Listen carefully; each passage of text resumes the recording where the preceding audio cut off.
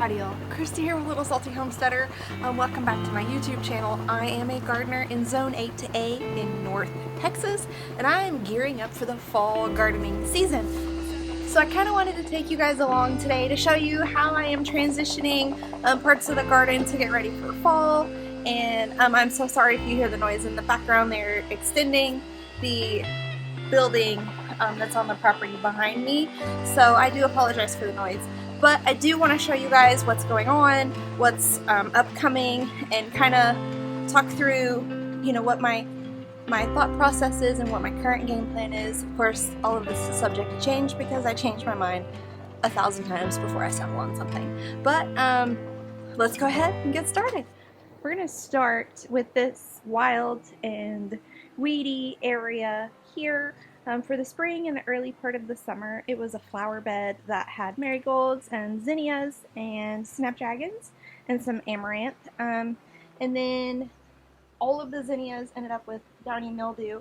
So I cut them all down, replanted some different varieties, and you can see they're doing pretty good. However, I need to come through and I need to pull all of these weeds. And the game plan is to leave the flowers that are currently growing and plant some bush varieties of green beans in here, fill this up, and then I'm also going to plant some crimson clover and some buckwheat as kind of a little bit of ground cover, get some nutrients into the soil so that I can add some perennial flowers next year. Then over here, the sunflowers are fizzling out, so as they go completely kaput, I'm cutting them down, as you can see with these containers here. And then right here I have carrots planted, and because it is 109 during the day, I have them covered with cardboard, and I am wetting the cardboard down several times a day. I just wet this down 2 hours ago, believe it or not, but I need to wet it again. Keeping the cardboard damp and cool will help the carrot seeds germinate. I will pull these off in about 5 more days, see if everything is sprouted, and then the carrots will be growing from there. And these sunflowers, I'm just going to leave for as long as we have the garden spider there. I don't want to disrupt her. I don't want to get in her way. I want her to be able to do the things that she's supposed to do in her lifetime, and I don't need the space right now, so I'm just going to let her have the remainder of these sunflowers here. Now, for these beds, I'm not really going to be doing a whole lot in this one on the left. As you can see, the okra is really doing well, so I don't want to, you know, if it ain't broke, don't fix it. So I'm just gonna leave it alone. I have basil in here that's doing really well. The peppers, because they are getting some shade from the okra during the day, the peppers are doing pretty well too. I have a ton of poblanos on my poblano pepper plant, so I really don't want to do anything in this bed to kind of mess things up. So I'm just gonna leave all of this until everything starts fizzling out, and then I will transition this into more of like a winter bed. Now, this quad planter that is between the two raised beds, there were some tomato plants in the back. I cut them down. The spider mites just really did a number on them, so I cut them down. And you can see where the stems are. I'm letting the roots break back down into the soil. It gives the soil nutrients, and then, you know, for overall soil health and such. I have a zucchini plant here, so that's what sprouted here. And then I have Alabama collard greens, Georgia collard greens planted in these two back ones. The Georgia sprouted a day or so sooner than Alabama, so it's kind of the competition of the southern collard greens here to see which one is going to grow better. Now, this bed, it only has 2 okra plants growing in it, and it has 1 tomato at the back here, this Roselle cherry tomato. So I do have a little bit of room along the back that I'm going to be planting. I think I'm going to plant my Brussels sprouts there, give them lots of room. They take a long time to grow, so I'm just gonna plant them there, keep them fertilized, keep them watered, all of that stuff, and hopefully I'll be able to get Brussels sprouts from them. I have 3 plants. Sorry, yes, 3 plants will go in here, and then over here in the tomato patch is where most of the fall and winter garden is actually going to be going.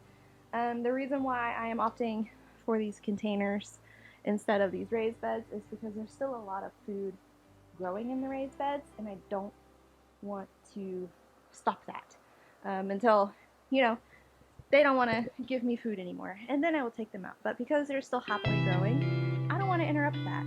So most of the fall and winter garden is going to go into these containers. I'm also hoping to get some raised beds for this area here too instead of the containers. These containers have been great. I have no complaints about them. I just love how well the raised beds do for me as far as my gardening style goes. So I'm hoping to upgrade this section into raised beds. However, back to the fall garden planting. In this front row here, I actually do have some more squash varieties planted. I believe that one is a yellow, like scalloped patty pan type squash. This one I think is Rondanis, but you can see where basil is actually trying to grow, which I'm just going to let it plant basil once and let it go to seed, and you'll have basil forever, I think. So that's pretty wonderful. And then this one is the green patty pan scalloped variety of squash, also with volunteer basil growing. Now, I cut down a ton of tomato plants over the weekend, Friday, whatever day. Over the weekend, I cut down a ton of tomato plants that were either too sick or too infested with spider mites that I just didn't feel like, you know, trying to handle the spider mite situation. These I need to come back and stake up on their little on their little stakes here, but my hope is that I'll be able to get a fall run of at least a few more tomatoes so that I could add them to either what I have in the freezer, or I can make some more salsa or something like that. And then where the most work was done was along the back here. There are absolutely no tomato varieties along the back. What I have learned is that having tomatoes up against the house does not give enough airflow, and these, whenever they're up against the house, they get sick much faster. The spider mites seem to move in much faster. So from now on, I'm going to not have them up against the house here. However, after I cut them down, I amended all of the containers. I added a little bit of ocean forest soil, some compost, and some fertilizers, some bone meal, and some blood meal, and some earthworm castings. And I just put it directly on top of the straw mulch that was already there, kind of mixed, you know, spread it out a bit. And then I planted seeds. So I have rutabagas here, and I still have basil and some marigolds growing. I'm just leaving them. They're fantastic companion plants for almost anything. So I'm just leaving them until the first frost wipes them out. And I'm harvesting and preserving basil as I can, which I'll try to get a picture imprinted onto here so you can kind of see how I preserve my basil. And here I have turnips. I think that we might have a turnip birthday today. Happy birthday, little turnip. I have like 3 varieties of turnips. Here we go. Turnip birthday. Happy birthday, turnips. And then I have variegated collards right here. No colored birthday just yet, but that's okay. And then the rest of these 3 are different varieties of kale.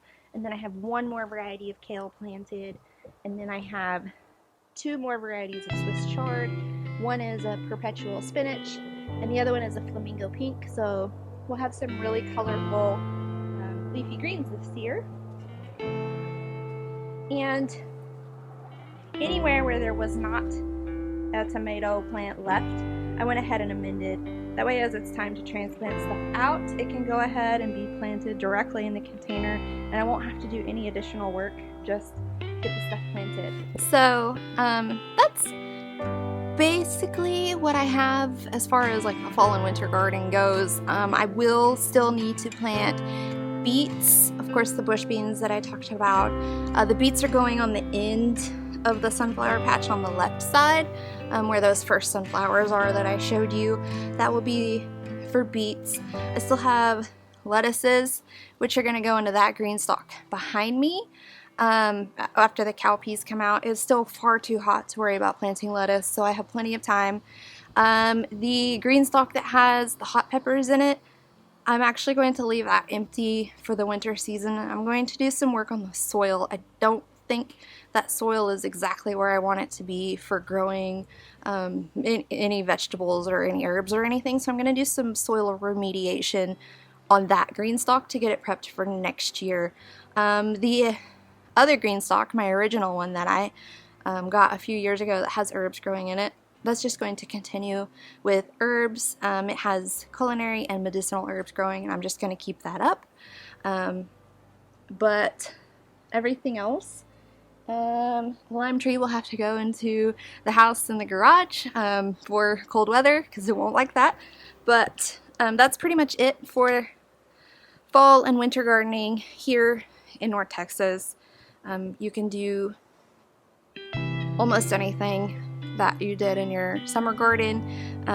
You just keep in mind you have a lot less time to grow it in.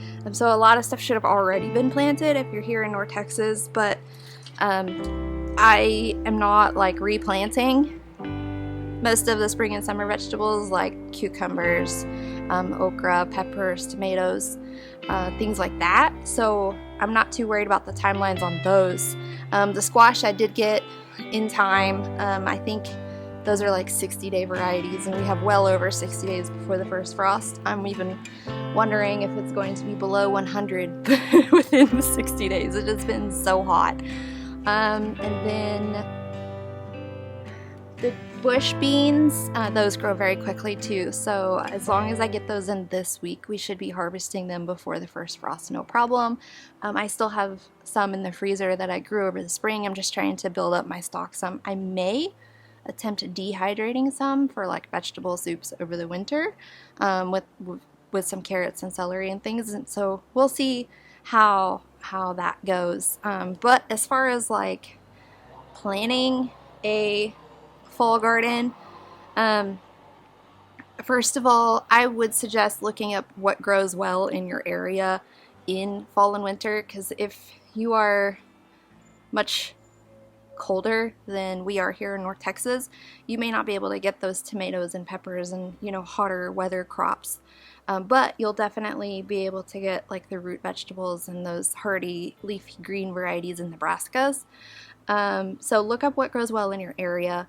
Then I would look up your average first frost date for your zip code. So just go onto the Google box and type in average first frost for whatever your zip code is, and it will probably pull up results from like the Farmer's Almanac website or like your local weather station website, and then you can sort of calculate how much time you have from today until that point, and then start planning the stuff that you want to plant around that. Because I tend to be a little bit of a lazy gardener, I don't like to do all the math that's involved with calculators and dates and times. I use a website called Seed Time to do my garden planning for me. I just type in so let me back up. Seed Time is a calendar. It is specifically for gardening, and it's going to tell you when you need to plant stuff, when you need to transplant stuff, when you need to worry about fertilizing or preparing your beds or harvesting, all of those things. It's going to tell you that information on the calendar. They've added a whole lot of new features recently. You can get like a task list broken out by week. So this week I need to get the bed prepared for the bush beans and actually get some of them planted. That's on my task list for this week. And you can view your calendar in a couple of different ways: 12-month, 18-month, or even by specific crop, however you want to view it to make it easier for you. I prefer the task list because it's a little less overwhelming for me that way. But you would just enter in the crop that you're going to grow, like bush beans, and then you select the variety. And I have several varieties, so I enter in each variety that I plan on growing, and it's going to automatically add it to your calendar for you.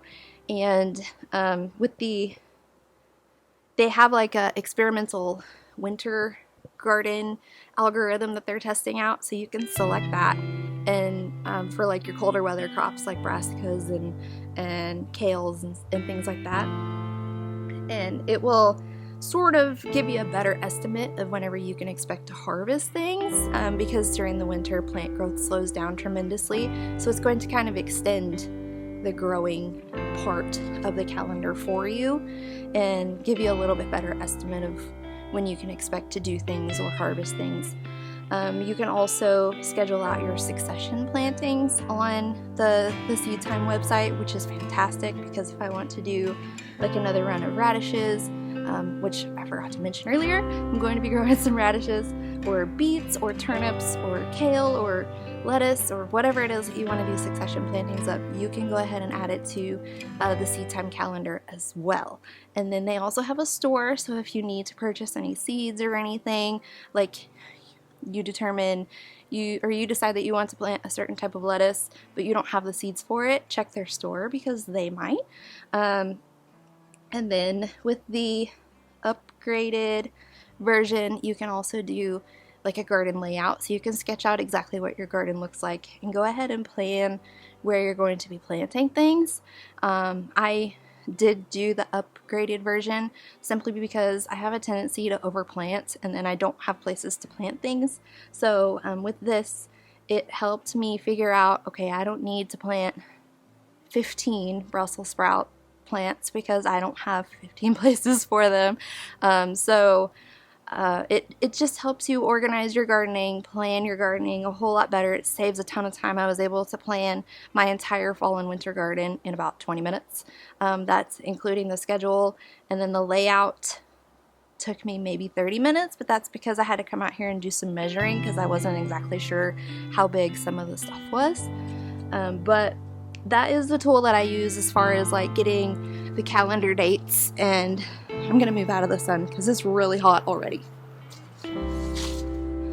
So, whew, you're crooked. Let's see if I can straighten you out.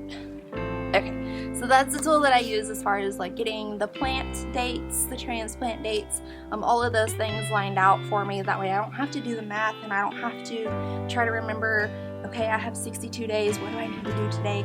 It gives it all to me, and like I said, it saved me a ton of time trying to figure all that stuff out. So once you know what you're going to plant and you have your planting schedule, then if you're not using the Seed Time calendar, which will tell you whenever you need to start getting the beds prepared, you need to do that. So a lot of times that means amending your soil. If you are transitioning from summer to fall, you're going to need to add probably at least some soil amendments. You can do a soil test to see exactly what you need, but a surefire 95% of the time, 99% of the time, a surefire thing that you can add is really good quality compost to your gardens, and that's going to provide a ton of nutrition really quickly for your soil. And then any type of fertilizers that you need, blood meal, bone meal, organic fertilizer, whatever it is that you like to use in your garden. Then that's going to be like the most physical part, cleaning up the dead plants, amending the soil, those type of things. So if it takes more than a day, that's perfectly fine. I've been working on mine for several days just because it has been so hot. I can only be out here a little while before I'm just done. It's been 109 for several days in a row. I don't know when it's going to cool down, actually. I think they're saying the second or third week of September we will finally see temperatures below 100 degrees for a consistent amount of time. So fingers crossed. So anyway, I saw a squirrel. My apologies. Back on track. You figure out what you want to grow. Look up your frost dates. Go ahead and get your planting dates figured out. Amend your soil. Then you start planting your things. So you can direct sow outside. I like to direct sow all of my root vegetables. So anything that forms a root, like turnips or beets or carrots, I like to direct sow. That way I'm not disturbing them whenever I transplant them. Another thing that does really well with direct sow is lettuce, especially if you want to do like the cut and come again types, because you can plant the seeds really closely together and then just cut what you need and the plant will continue to grow. And then kale, big leafy greens like collard greens and Swiss chard, go ahead and direct sow those. The start indoors plants would be like your broccoli, your cabbage, your cauliflower, Brussels sprouts, those brassica items that form like a head or a ball or whatever.